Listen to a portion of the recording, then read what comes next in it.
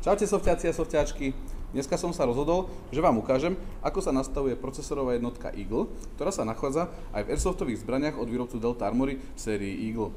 Tak môžeme ísť na to. V prvom rade si do zbrane zapojím baterku, lebo bez baterky si asi nenastavím nič.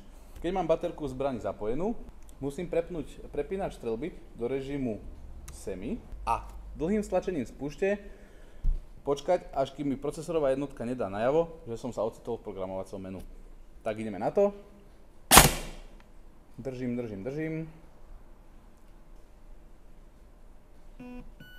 Tak. Teraz nám procesorová jednotka dala najavo, že sa nachádzame v programovacom menu.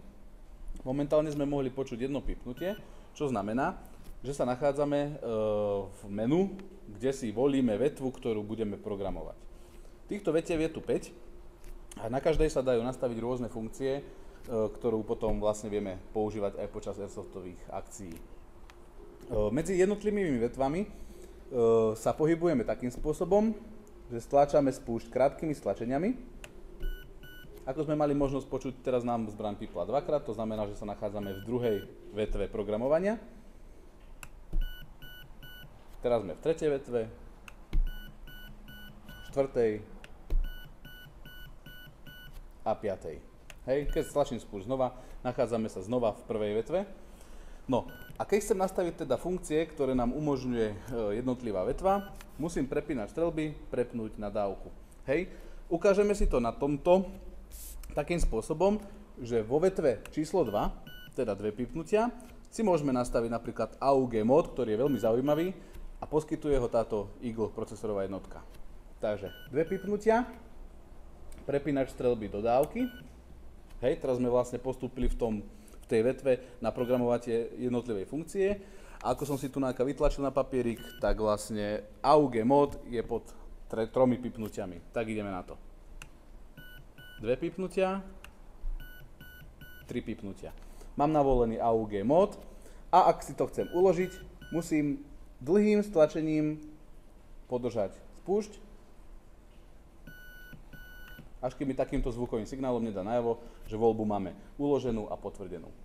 Tak, teraz si ten AUG mod môžeme vyskúšať. AUG mod funguje v semimóde a znamená to, že keď stlačím spúšť jemne, zbraň vystrelí ako semi a keď ju stlačím silnejšie, pôjdeme dávkou. Tak ideme na to. Stlačil som spúšť jemne, išlo tam semi, teraz ju stlačím silnejšie a dlho som ju držal, keď som vám to chcel vysvetľovať, skočili sme znova do programovania.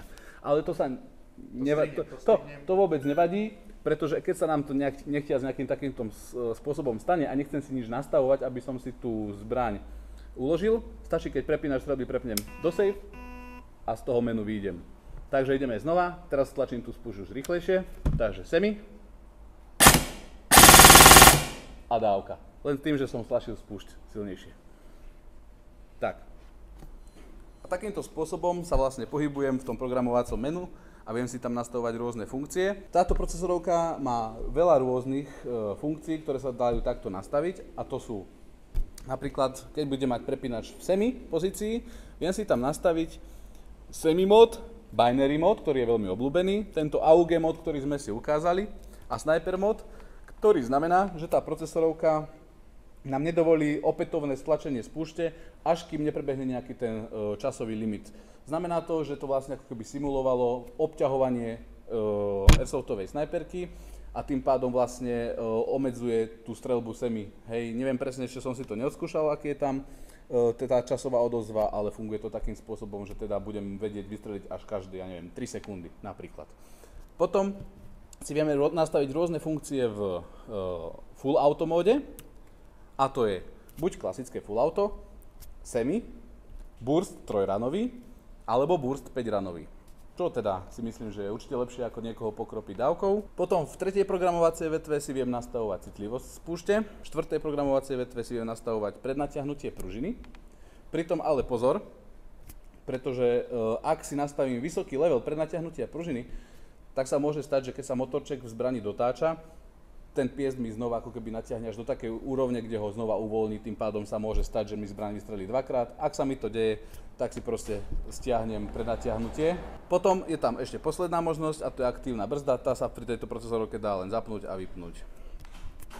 Potom, ďalšia super vec, ktorú som si všimol, je, že na tej spúšti sa nachádza maličký červík, ktorým si viem nastaviť chod spúšte. Tým pádom si viem nastaviť dotykovú spúšť, ja to volám, hej, že teda fakt tú spúšť len sa jej dotknem a tá zbraň vystrelí.